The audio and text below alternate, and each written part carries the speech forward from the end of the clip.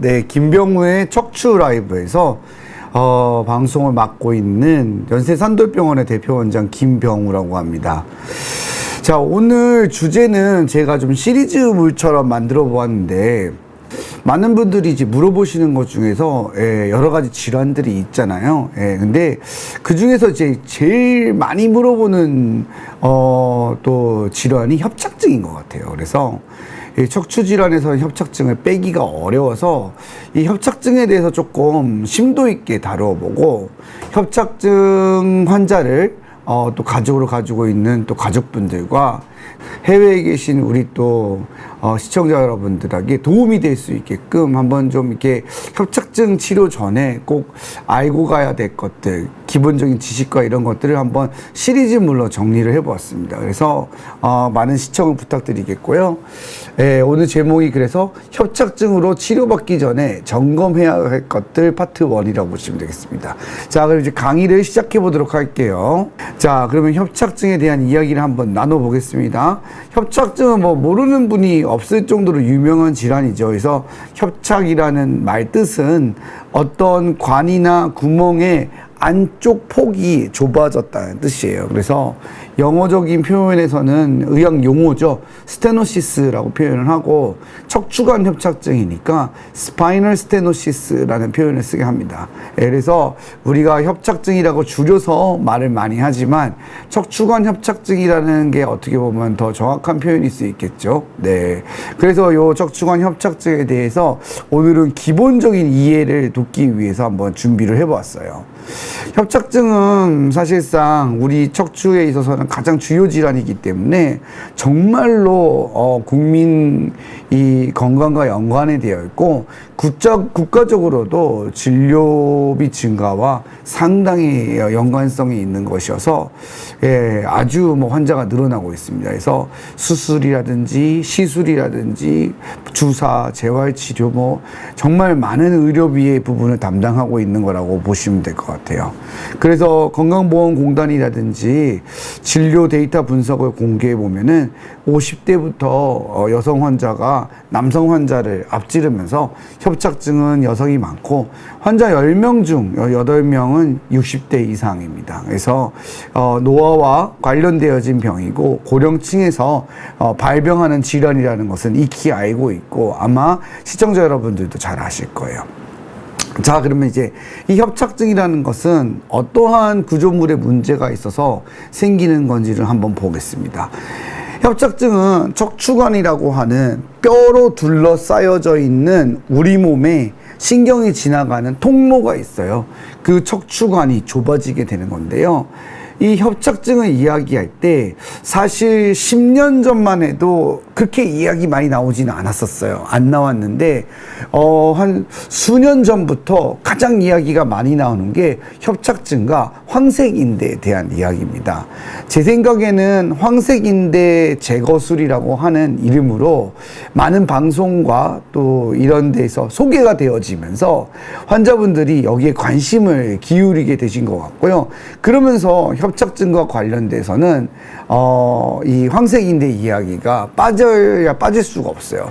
그러면서 이제 유사한 형태의 여러 가지 시술명, 수술명들이 나오고 있어서 환자분들의 이제 이 시선을 이렇게 사로잡고 있고, 그리고 또 잘못된 의학 정보들도 상당히 있는 것 같아요. 그래서 헷갈려 하시고 그러는 경우들이 많은데, 제가 이 부분을 조금 오늘 기본적인 거를 갖다가 아주 심도 있게 한번 다뤄볼게요. 협착증에서는 이 황색인대라고 하는 이 구조물이 가장 중요한 거인데, 왜 그렇냐면은 협착증이라는 병명 자체가 척추관을 구성하고 있는 여러 구조물이 퇴행성 변화로 인해 가지고 두꺼워져서 신경을 누르게 되는 거거든요. 이 두꺼워지는 것 중에서 가장 대표적인 것이 바로 황색인대라고 보시면 돼요. 그래서 결국은 황색인대의 비후, 두꺼워졌다는 뜻이거든요. 그것과 황색인대는 어차피 후관절에 붙어 있기 때문에 후관절이 함께 두꺼워지고 디스크의 퇴행성 변화가 오면서 이러한 질병이 진행을 하게 되는데, 그렇다면 이 황색인대라는 것은 도대체 무엇이냐, 요거에 대해서 이야기를 한번 처음에 짚고 넘어가겠습니다.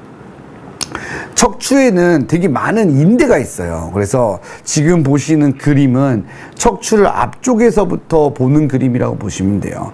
하얀 부분에 이 앞쪽에 있는 게 anterior longitudinal ligament라고 그래서 전방 후종인대라고 보시면 됩니다. 앞쪽에 있는 거죠. 그래서 척추의 안전성에 기여하는 인대라고 보시면 되고, 사실상 이제 신경관하고는 동떨어져 있기 때문에 이 전방 후종인대가 후종인대 전종인대죠. 제가 말을 잘못했습니다.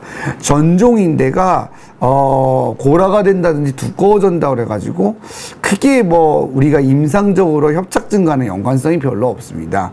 이 전종인대랑 관련되어진 것은 사실상 이제 염증성 척추 질환인 강직성 척추염이라든지 아니면은 비염증성 질환이긴 하지만 미만성 특발성 고라증이라든지 이런 것들이 이 인대하고 연관성이 있고요. 그 인대 바로 뒤쪽에는 이 동그랗게 보이는 게 가장 척추의 안정성에 큰 역할을 하는 디스크 추간판입니다. 그리고 그 뒤에 이렇게 제가 지금 표시하고 있는 거 보이시죠? 요게 바로 후종인대입니다. 후종인대는 좀 많이 들어보셨을 거예요.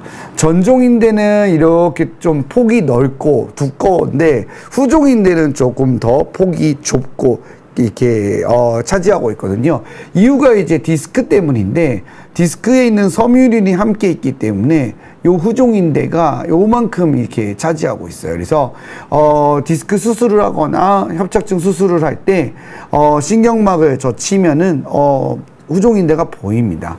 요 후종인대가 딱딱해져 가지고 고라가 되는 병이 바로 그 유명한 후종인대 고라증이고, 이 후종인대 고라증은 경추에서 빈번하게 보일 수 있는 질환이라고 보시면 될 것 같아요. 근데 이제 우리가 말하려고 하는 황색인대는 어디에 있냐면 요 후종인대보다 더 뒤쪽에 있습니다. 그러니까 디스크가 앞에 있고요, 후종인대가 있고, 그 다음에 신경관과 그 안으로 경막을 포함한 신경이 지나가고 그 뒤쪽에 바로 황색인대가 있습니다. 황색인대는 정식 의학 용어로는 리가멘트 플라범이라고 되어 있고 옐로우 리가멘트라고 표현을 합니다. 말 그대로 황색인대라고 우리가 직역을 해서 표현을 하는데요. 이 리가멘트 플라범인 황색인대의 주요적인 역할은 이 뒤쪽에 있는 후궁뼈와 후궁뼈 사이를 연결을 해가지고 척추 자체를 잡아주는 역할을 하신다고 보면 돼요. 근데 이제 이 기능이 얘가 없으면 큰일 나고 뭐 이렇지는 않아요. 왜냐하면 척추 자체에서 가장 안정성에 크게 역할을 하는 건 디스크라고 보시면 되고요. 그 다음에 이제 그 뒤쪽에 위치해져 있는 이 근육과 함께 포함되어져 있는 인대들이 더 많이 있거든요. 그런 것들이 척추의 역할을 많이 해주고, 황색인대는 그 공간을 만들어주는 역할과 탄성을 유지해서 움직임을 원활하게 해주는 역할이 큰 인대라고 보시면 됩니다. 그래서 황색인대 다시 한번 보면 요렇게 디스크가 있고, 그죠? 후종인대가 있고 척추관과 신경을 지나서 가장 뒤쪽에 위치한 거라고 보시면 돼요. 그래서 우리가 척추 수술을 할 때 뒤쪽으로 들어가는 후방 접근법, 뒤로 등으로 들어가는 수술을 할 때 제일 처음 만나는 구조물이 황색인대입니다. 그래서 이 황색인대가 정상적으로 존재하는 구조물이고, 이게 이제 척추 수술을 할 때에는 늘 만날 수밖에 없는 구조물이에요. 그래서 디스크 수술을 할 때도 황색인대를 만나야 되고, 황색인대 제거를 해야 디스크 수술을 할 수 있는 거라서, 어찌 보면 황색인대 제거술이라고 하는 거는 굉장히 당연한 척추 수술의 과정입니다. 자, 다시 보면 요 디스크가 있고 뒤쪽에 이 후궁뼈와 후궁뼈 마디마디를 연결해주고 있는 게 황색인대라는 것을 기억하시면 될 것 같아요. 그리고 이 황색인대는 좌우로 이렇게 나뉘어져 있는 구조를 하고 있습니다. 그래서 가운데가 이제 사실은 갈라지어 있다고 보시면 돼요. 그래서 요런 모양을 하고 있어요. 그래서 우측, 좌측 이런 식으로 구조물이 나뉘어져 있고, 후관절이라고 하는 관절과 후궁뼈 사이로 붙어 나가게 되어 있고요.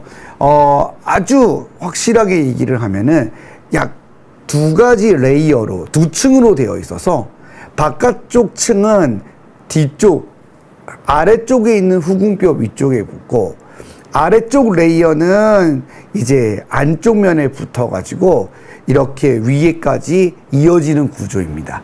그래서 후궁절제술이라고 그래서 척추에 있는 후궁뼈를 깎아내주게 되면은 황색인대가 노출되게 되고, 일정 수준 이상 올라가면은 이 황색인대가 자연스럽게 떨어져 나가게 됩니다. 자, 그러면 이 협착증은 사실상 황색인대 비후와 연관성이 가장 많다고 볼 수 있고, 그래서 이제 황색인대를 치료해야 된다는 것이 많은 선생님들이 방송 매체를 통해서 가르쳐 주고 계시는데요. 이 황색인대 비후가 어떻게 생기는 걸까요?를 심층적으로 보겠습니다. 어찌 보면 황색인대 비후가 생기는 것이 협착증이 만들어지는 원리랑 같은 거죠. 자, 정상적인 황색인대는 엘라스틴이라고 하는 것과 콜라겐, 많이 들어봤죠? 이것이 비율이 2대1 정도를 차지하고 있는데요. 이때 이제 사실 가장 탄성과 인장 강도를 갖게 됩니다.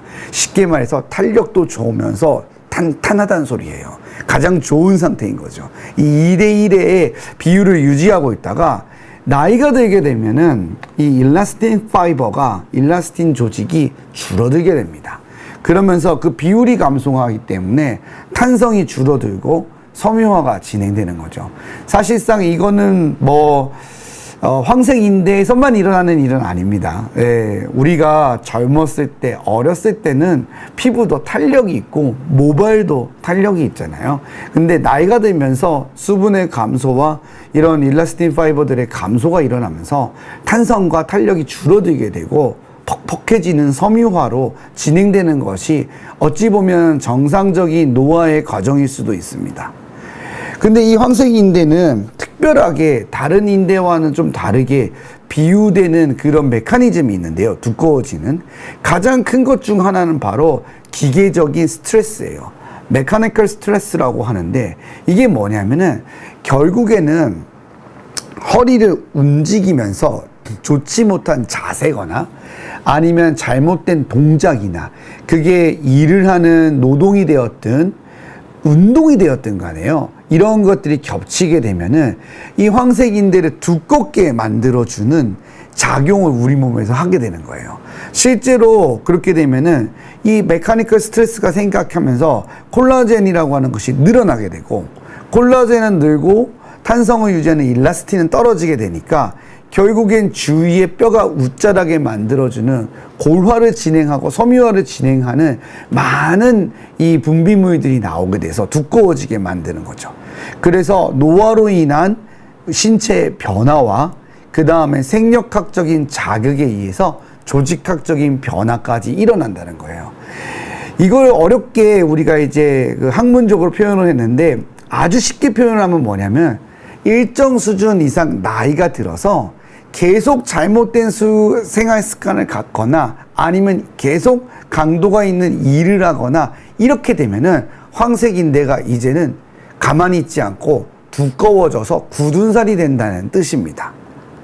자, 그러면 이 황색인대를 두꺼워지게 하는 그 여러 가지 그 조직학적인 변화, 여기에 얼마만큼 많은 것들이 관여하는지 자세하게 우리가 연구를 통해서 알아보았더니 제일 큰 건 바로 염증이라는 거예요. 그걸 이제 우리가 의학적으로는 염증성 사이토카인이라고 하는데, 이거는 이제 우리가 알고 있는 이런 일반적인 코로나 감염증이라든지 아니면 감기에 걸렸다든지 암이라든지 이런 데에도 이런 염증성 사이토카인이라는 게 분비가 되거든요. 근데 이러한 것들도 똑같이 이 황색인대 비후에 영향을 준다는 거예요. 물론 이제 이 영향을 끼치는 사이토카인 종류가 일반적인 감염성 질환하고는 다른 건 맞지만 결국에는 퇴행성 염증을 일으킨다는 겁니다. 그게 어디서 일어나냐면은 후관절에 있는 활액막이라든지 퇴행성 디스크라든지 이런 데에서 생기는 거고, 황색인대 자체에서도 분비가 되어져서 여기를 두껍게 만들어준다는 거예요. 그래서 결국에는 염증이 가장 큰 역할을 한다. 염증이 가장 큰 역할을 한다라고 보시면 돼요. 그래서 제가 진료실에서 환자분들한테 알기 쉽게 설명할 때는 이렇게 딱 표현을 해서 제가 비유를 하거든요. 우리가 이제 많이 걷거나 아니면은 이렇게 작업을 많이 하거나 일을 많이 하게 되면은 손바닥이나 손에 혹은 발에 굳은 살이 생기잖아요. 그렇죠. 그 굳은 살이 생기는 과정을 우리가 한번 생각해 봐요. 어떻게 생기죠? 처음에는 그 주위가 뻘겋게 되고 그 주위가 이렇게 부풀어 오르고 그러다가 나중에는 어떻게 되죠? 굳은 살이 점점 생기죠. 딱지가 생기듯이. 그러면서 그 주위가 두꺼워지잖아요. 그러면서 아픈 굳은 살도 있고 아프지 않은 굳은 살도 있고. 그렇죠. 근데 이제 이 황색인대도 똑같은 거예요. 쉽게 말해가지고 우리 피부에 굳은 살이 생기듯이 그 굳은 살이 일정 수준 이상으로 나이가 들기 시작하면은 이 변성이 오면서 그러한 염증에 노출이 될 때 쉽게 두꺼워지고 부풀어 오르게 되는 거고, 이 염증을 잘 치료하지 않으면은 딱딱해지면서 결국에는 이게 협착증으로 이어진다는 겁니다. 그래서 이러한 황색인대의 비유는 이런 우리가 말하는 생력학적 스트레스, 그러니까 아까 말했던 잘못된 생활 습관, 또 일, 혹은 뭐 우리가 뭐 알지는 못하지만 그 자그마한 그 삶의 그 많은 요소들, 환경적 요인, 이런 것들이 외부적 요인으로 작용을 하고 결국에는 염증이 주요 역할을 해서 황색인대를 섬유화를 만들고 딱딱하게 만든다는 거죠. 그러면서 두꺼워지고 변하고 나중에 심해지면은 골화라고 해서 뼈처럼 변해버리는 그런 현상이 벌어지게 되고요. 이 황색인대는 뼈와 뼈를 연결하는 거잖아요. 인대라고 하는 거는. 그러다 보니까 황색인대 자체만 두꺼워지는 게 아니라 그 주위에 있는 후관절도 두꺼워지고 후궁뼈도 두꺼워지면서 뼈 조직도 같이 두꺼워져서 디스크도 함께 팽윤되고 두꺼워지면서 앞뒤로 신경관을 누르게 되어서 협착증으로 이어진다는 겁니다. 그래서 협착증의 주요 요인은 이 황색인대가 두꺼워지는 것과 연관성이 있고, 결국에는 퇴행성 염증에 대한 치료와 황색인대를 직접 제거하는 것이 협착증 치료에 초점이 된다고 보시면 될 것 같아요. 자, 그러면 이 협착증은 통증을 어떻게 일으키나요? 라고 우리가 알아봐야 되겠죠. 황색인대가 두꺼워져서 협착증이 만들어졌어요. 그러면은 협착증이 어떻게 통증을 일으키는지가 중요하겠죠.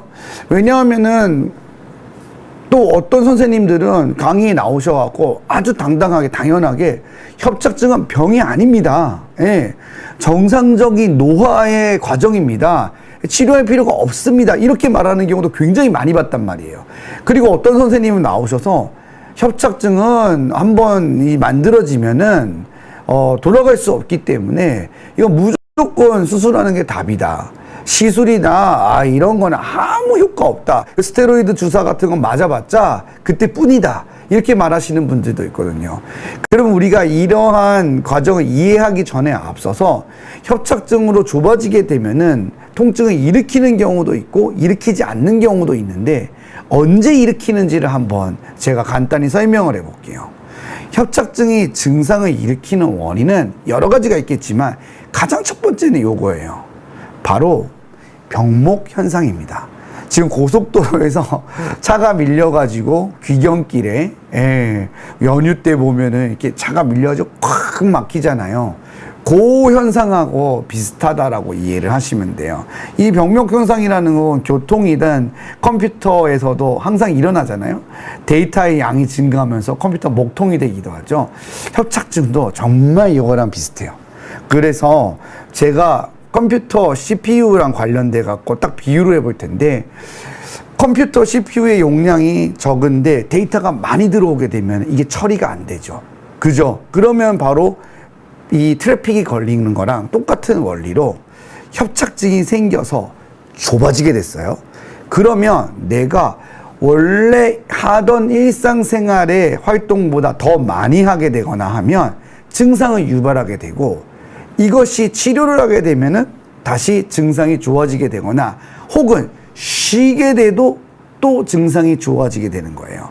이거 여러분이 이제 이 그림을 잘 이해하시면 돼요. 자, 그러면 바꾸어서 다르게 얘기를 해볼게요. 협착증이 생기게 되면 그럼 내가 심하게 하지 않았어요. 그냥 나는 일상적인 생활을 똑같이 했어요. 하루에 뭐 30분씩 걸었는데 늘 똑같은 거리를 걸었는데 어느 날 걷기가 힘들어진 거죠. 나는 더 많이 걸은 게 아니에요. 근데 협착증이 생겨서 좁아지니까 이 30분 걷는 게 어려워진 거예요.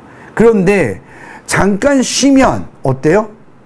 다시 걸어갈 수가 있어요. 그게 바로 간헐적 파행인 거예요.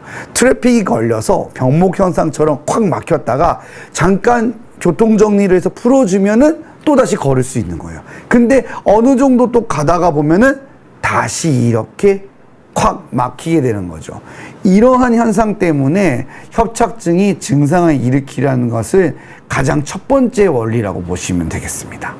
근데 이 협착증이 딱 이런 거면 굉장히 심플하겠죠. 그러면 환자마다 증상은 다 같고 그냥 치료도 똑같이 하면 되죠.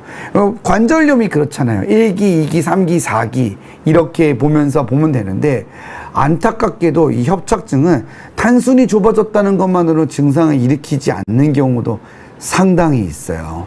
그거는 제가 다음 시간에 조금 더 자세하게 설명을 드릴 텐데 이러한 것 때문에 협착증은 이 다양한 증상과 증상의 치료를 어렵게 만들고 환자를 힘들게 만듭니다. 그래서 비슷한 증상을 일으킬 수 있는 다른 질환과의 감별 진단도 중요하다는 거고 요건 제가 다음 시간에 정리를 해서 설명을 드릴게요. 지금 81세 남자분이고 양쪽 엉덩이 통증과 저림인데 오른쪽이 거의 주증상이에요. 좌측은 약간 저리기만 하면 되는데 약 드시고 주사 치료, 스테로이드 신경 주사입니다. 경막의 차단술, 허리 시술도 2번이나 하셨어요. 자, MRI를 보면 전방 전이증이 있죠. 네, 4번 뼈랑 5번 뼈가 어긋나 있잖아요. 어긋나면 우리가 전방전이증이라는 거예요. 앞쪽으로 어긋났다는 뜻이거든요. 이 전방전이증이 존재하고 협착증이 상당히 심한 상태입니다. 조은자님이 질문하신 거하고 같은 상태의 남자분인 거예요. 근데 이분은 영상에서는 굉장히 중증 협착증이 맞는데 그냥 비수술 치료에 대한 효과와 반응이 매우 좋은 사람이에요. 그래서 이 현재는 약 드시고 통증이 조금 심해질 때마다 그냥 신경주사를 맞거나 하시면서 잘 지내고 계세요. 그래서 이러한 경우에는 수술을 하지 않은 사례라고 보면 돼요. 그럼 모든 협착증 환자가 이렇냐? 그건 절대 아닙니다. 절대 아니고 어떤 분들은 이거보다 경미한 단계에서도 견디지 못하는 경우가 있을 수 있고요. 어떠한 분들은 이거보다 훨씬 심한 상태까지 버텨서 수술을 하는 경우도 있을 수 있습니다. 그래서 전방전이증, 협착증은 꼭 수술을 해야 되냐라고 물어보면은 그렇지는 않은데 환자의 증상에 따라서 결정을 하면 된다라고 이해를 하시면 되겠어요. 그거에 대한 이야기는 또 다음에 제가 정리를 한번 하도록 할게요. 오늘 내용을 정리해 보면은 협착증은 항생인대 비후와 신경 압박이 원인이고 퇴행성 염증이 가장 큰 역할을 하기 때문에 어찌 보면 초기 단계의 협착증일 때 이 염증에 대한 치료를 많이 해주는 것이 효과를 보일 수 있다고 이해를 하시면 되겠습니다. 그리고 비후가 어느 정도 시작되게 됐을 때 무리한 사용과 잘못된 사용을 하게 되면 증상을 악화시키게 되겠죠. 자, 여러분들의 질문에 대답하는 시간을 해드리도록 하겠습니다. 베이지님이 바로 질문을 하나 주셔갖고 그거를 연결성이 있는 것 같아서 바로 한번 답해 드릴게요. 저는 사진상 협착증이 심하다는데 통증이 전혀 없어요. 괜찮을까요? 괜찮습니다. 예, 아무것도 안 하셔도 돼요. 예, 아무것도 안 하셔도 돼요. 그래서 지금 보면 아까 전에 81세 남자 환자분도 그냥 뭐 약 먹고 주사도 맞고 이러면서 지내시는 거고 옛날에 되게 많이 아프셨을 때는 시술을 받으셨어요. 그리고는 또 잘 지내셨어요. 그런 분들도 있을 수 있어요. 모든 환자가 이런 건 절대 아니기 때문에 제가 얘기한 이 내용을 그럼 협착증은 약 먹고 주사 맞고 시술하면 다 낫구나 이렇게 이해하시는 것도 절대 안 됩니다. 시술하고 실패하는 환자들도 굉장히 많기 때문에 그거는 다음에 제가 또 치료에 대한 방향성은 제가 또 말씀을 드릴게요. 자, 베이지님이 이야기한 것처럼 통증이 전혀 없는 상태일 때는 아무것도 안 하셔도 돼요. 주사도 안 맞으셔도 되고요. 약도 안 드셔도 됩니다. 그러면 베이지님이 왜 통증이 없는 상태일까요? 또 81세 남자 환자분도 협착은 심한데 왜 아프지 않을까요? 그건 이거랑 똑같은 거예요. 염증하고 관련된 겁니다. 좁아져 있는데 그 좁아진 것만큼 염증이 심하지 않아요. 그래서 통증이 별로 없는 거고요. 두 번째는 병목 현상이라고 했잖아요. 제가 일정 수준 이상으로 이게 로딩이 가해지면은 신경에 압박이 확 생기면서 통증이 유발되는 건데 그 병목 현상이 없는 거예요. 좁아지긴 했는데 잘 통하는 거예요. 잘 통하는 거예요. 그러면 이게 생기질 않겠죠. 그래서 염증과 아까 말했던 병목 현상이 적게 일어나기 때문에 지금 베이지 님도 통증이 별로 없는 거고, 아주 심한 협착증 사진을 보여줬던 사례자 환자분도 통증이 없이 약물로도 잘 치료되고 있는 과정이다라고 이해하시면 되겠습니다. 자, 다음 질문 한번 대답해 드리도록 하겠습니다. 조문자님이 답변 감사합니다 하면서 수시로 일상 가운데 수시로 누워야 하는데 약을 복용해, 그러니까 아파서 눕는다는 이야기인가요, 조문자님? 만일 그런 거면은 좋은 것은 아니에요. 네. 그렇게 계속 통증 때문에 누워 지내거나 해야 된다 그러면 약을 드셔야 될 것 같고, 약을 줄이기 위해서나 아니면은 협착증에 대한 염증 치료를 잘하기 위해서, 주사 같은 걸 맞아보는 것도 괜찮을 것 같아요. 예, 약을 먹는 건 조원장님 도움이 되실 수 있고요. 그리고 계속 약으로도 조절이 안 되거나 약의 기간이 길면 주사요법 같은 걸 병행하는 것도 도움이 될 것 같습니다. 다음 질문 한번 대답해 드리겠습니다. 강나영님 질문입니다. 70대 초반에 엄마가 2주 전에 거실에서 접어놓은 매트에 걸려서 넘어지면서 엉덩방아를 하셨어요. 아유, 큰일 날 뻔했네요. 70대 초반에 엉덩방아 가장 위험합니다. 맨바닥이라서 쿵 하는 소리가 들렸어요. 엉덩이 뼈 아래쪽에 붉어진 곳이 있고 많이 아프지 않으시고 걸어서 다니십니다. 고관절 골절일까 걱정돼서 의심 증상이 궁금합니다. 걸으시니 걱정 안 해도 될까요? 엑스레이 찍어봐야 될까요? 일단 첫 번째로 고관절 골절이 일어나서 깨졌다면 못 걸으세요. 못 걸으시기 때문에 그건 아닐 것 같고요. 뭐 걸어 다니신다고 하면 일단 중증 질환은 피한 건 맞습니다. 근데 이제 다른 것들은 있을 수 있어요. 골절이 예를 들어 가지고 골다공증이 좀 심하거나 그러면 뼈에 멍이 드는 형태의 부전골절, 피로골절 같은 게 생길 수 있습니다. 그거는 이제 통증을 계속 동반하게 됩니다. 그래서 걸을 때마다 아프고 힘들다 그러면은 그게 원인일 수 있어요. 2주 정도 됐기 때문에 일반적인 타박이나 염자라면은 좋아질 시기거든요. 근데 지금도 계속 걷기는 하지만 통증이 지속돼서 힘들다면은 검사를 해봐야 됩니다. 근데 안타깝게도 고관절 골절은 엑스레이 찍으면 당연히 나오고요.